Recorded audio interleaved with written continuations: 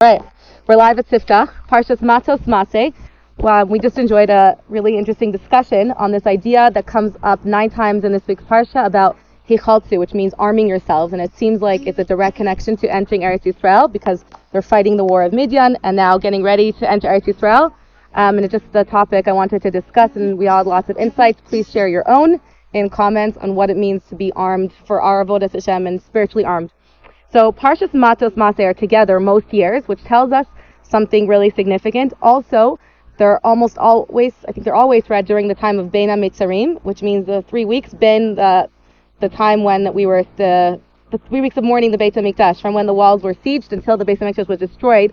And it's a direct, and from there we learn that there's a direct inspiration for getting through these hard times and mourning from Matos Masei, and it's specifically in the name of the Parsha, which I love to discuss, the names of Matos Masei. So let's get right into it. The name of Matos, anybody know what Matos means? 2 meanings again. So throughout the Torah, we switch back and forth from calling the Jewish, when we divide the Jews amongst tribes, we switch back and forth from Shevet to Matos. In this week's Parsha, we refer to them as Matos, and not only that, but the whole Parsha is called Matos, which really gives us insight into life. So they're both terminologies that we use to describe the tribes. They're also both terminologies that we use that mean stick. So we delve into the difference between a Shevet and a Mateh. Why do we use one term sometimes, one term another time? So we learned that a Shevet is a branch. Well, it's either still attached to the tree or when it's detached but still has the nourishment of the tree, the moisture of the tree, the nourishment. So it's a softer branch. It's a branch that you can break easily, it's bendable, it's flexible, and you see the connection to the tree in it, or it's still connected to the tree. So that's when you use the term Shevet. It's on the tree, or it's a stick that you just pull off the tree and it's still softish. A Mateh, right, when you have Mateh Aron, it's way disconnected from the tree, and it's also much harder than a Shevet. It's really hard to break a Mateh, a staff, a stick. That's hard. It's become rough around the edges. It's weathered the difficult times. So there's a dual. On the one hand, it's separate from its nourishment. On the other hand, it's tougher. So this teaches us something infinite about our connection to Hashem. Chassidus tells us that the Shevet and Mateh symbolize each one of us on our journey from the Ilana of Hashem, the being connected to our source of Hashem in Gan Eden as a soul before we come down into the world. And as we descend through the world, we begin as a Shevet, where we're connected to Hashem, where we're soft, we're bent, we feel the nourishment, and it's clear the connection to our source is obvious, where we're seen as a Shevet. So whenever we're at a time like in the Midbar, where it's obvious that our source to our attachment to our source, that we're called a Shevet, because we're connected to our source. At a time where we don't see the connection to our source, where it seems that we're completely disconnected and on our own, we're referred to as a Mateh. But individually as well, we go through this journey of life, and the soul descends. It's from this journey of being like a Shevet and coming down to this world as a Mateh, which seems to be negative, that we come detached. We're the point that you can't even tell which tree the stick came from. But on the other hand, we learn something really powerful, that the stick, once it's detached, it becomes hardened by the I'm forgetting all my English, but it becomes hardened by the circumstances that it's in, by being in the difficult weathers, the challenges that the stick faces, the winds, the waters, the banging. It becomes hard and solid and extremely strong. A Mateh is much stronger than a Shevet. It becomes strong so that it can weather all circumstances and all storms and all what words am I missing? All difficulties. This brings it. So I guess the Shevet is an immature. It represents our immature connection to Hashem before we've separated and faced the challenges that strengthen us and bring us to a much deeper degree of bonding and to be strong to weather any situation that we're in, that we receive only by being detached and only by coming down and weathering all the storms that life throws at us. And the more that's thrown at us, the stronger we become, and the tougher we get, and the stronger. So it's a hidden reserve of power that is revealed inside of us through weathering the storms of life and through descending into the world. And this is seen most in the times of Galut, in the times of the destruction of the Beit Hamikdash, which was a destruction that we still haven't recovered from. It's seen less when we're in a time of the Beit Hamikdash, where our connection to our sources, where there's miracles, where our connection to our source is more obvious, and we have less to rely on our inner reservoirs, on strengthening ourselves and becoming tough.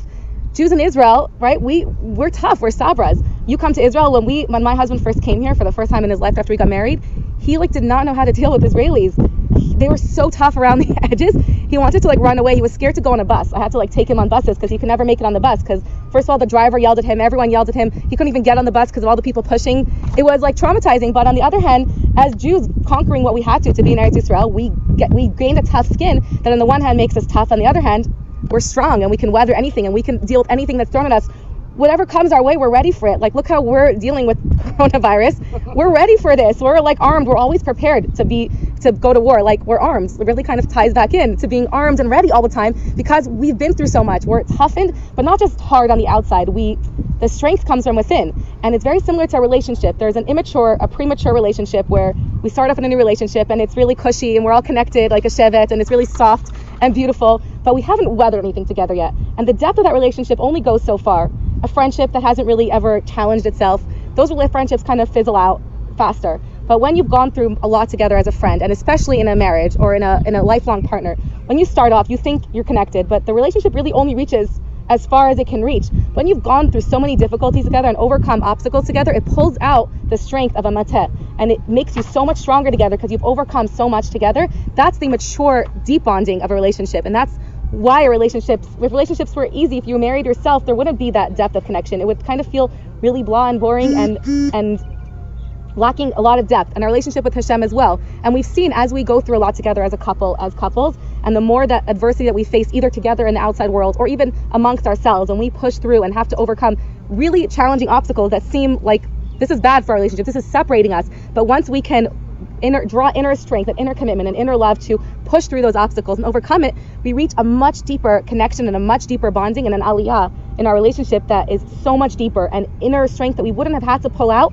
had we not been faced with all the storms that faced our way. And all the storms in our relationship, if we overcome them, bring us so much closer. And the storms that we face as a couple and the storms that we face as a Jewish nation and in our lives, when we know that now all of us have definitely gone through challenges in life and storms thrown our way, we are much stronger inside. We have reservoirs of strength and attributes about ourselves that we didn't know we had before we were tested in life, when we were like children and everything was great, or even when we were teenagers, before we really faced real struggles in life. We are so different than we were then, and it really needs that yirida, or that storm, which at the moment seems so negative and so disruptive in the midst of the storm, but afterwards we recognize how much more brittle it made us on the outside and how much strength from the inside that it pulled out.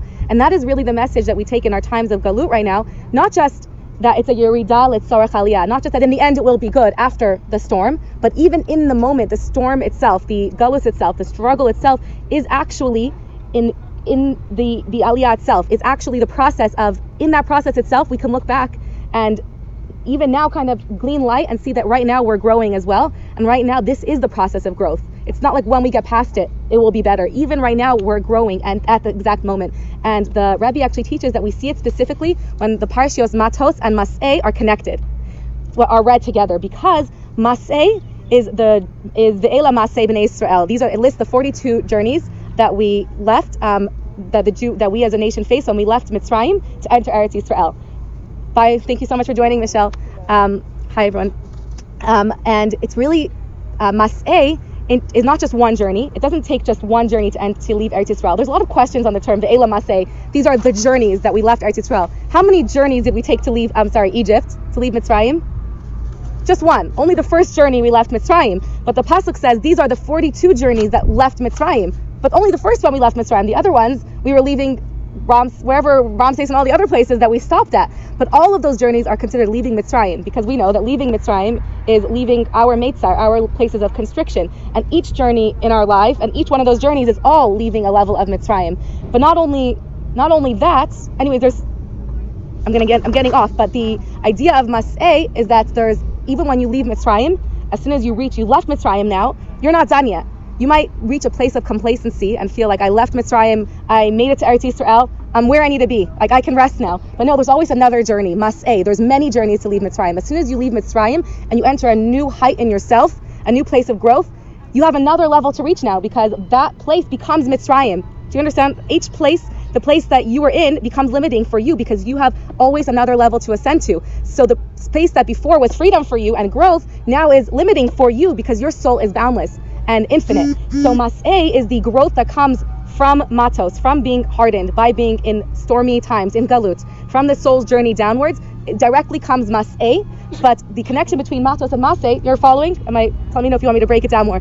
the connection between Matos and Masei is that Matos leads to Masei, but not just one after the other. Masei, the growth of leaving and growing and growing and growing, which represents the neshama. So before Matos, before the soul has to come down and be hardened, the neshama is in a limited state of connection with Hashem. It's called Amidah. It's just standing like an angel. It's kind of limited in how much growth it can get. Even the growth is still in a way of Amidah, of standing.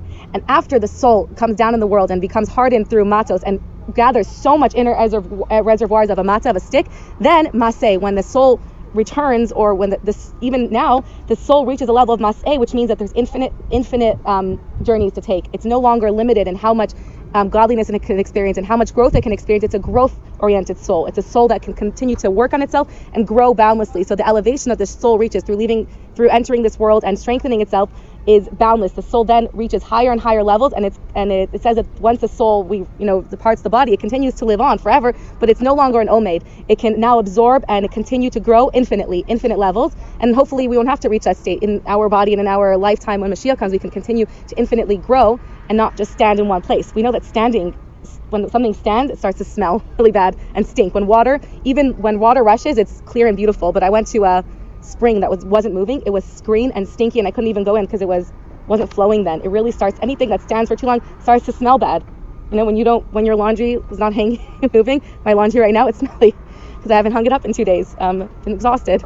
So not only does Matos lead to Masei, but the Masei itself is contingent on the Matos. That to get to Masei, to get to the journey of growth after growth, of being a mahalech and not an omed, of continuing to grow, is contingent on the Matos, on the seemingly downward journey of weathering storms and going through galut, which we're in right now. But that is the process of growth that brings us to Masei. We're following, and they kind of include one within each other, especially when they're connected. That in the Matos itself, we already feel the Masei because the Parshas are read together, so we can more recognize the growth within the hardening, within the struggles, within the adversity that we face.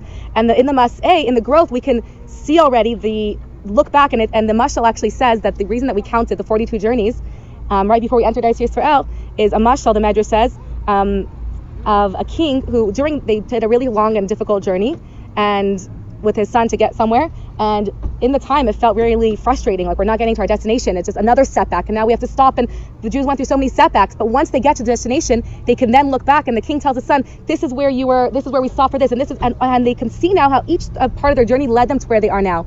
And he shows them, looking back, look, all these things brought you to where you are today. And if we can now, that's what Moshe Rabbeinu is doing. He's saying, look, now that we're here, where we are now, we can look back and see how every stop that we made along the journey brought us to where we are now, internally and externally, to who we are right now.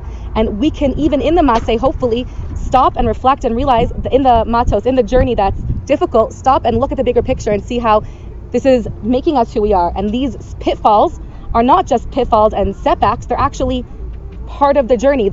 Each of those journeys, of the 42 journeys, the Baal Shem Tov says, represent our soul's journey from leaving Mitzrayim, our level of constriction that we're born with, to Eretz Yisrael, to the land of Hashem. And that's our life's journey, the Baal Shem Tov says. And we don't just have one long journey. Throughout the journey, we have setbacks and setback after setback, but if we look at them not as a setback, but rather as part of the journey and part of the growth itself, and the only way that we can reach our goal, that this is the destination. And not only that, but each place that we set back is actually a destination in itself. It's a level of growth. So it's like there's a dual lesson we learn from it. One is that never to stop and say I've reached the end, because there's always another journey to go on, and never feel complacent and say I'm in Eretz Yisrael, I did all I can, the best you I can be, I made it to Aliyah. No, there's always more levels. Never start to stink and smell. But on the other hand, to realize and never be despair and say I can never reach that level, forget it, and despair and feel like I'm not enough, and realize that even the smallest climb that you make, even if you're still in the Midbar and you haven't made it there, it's a journey leaving Mitzrayim, and you've left a level of Meitzar, and you've accomplished so much in that journey, and that is tremendous in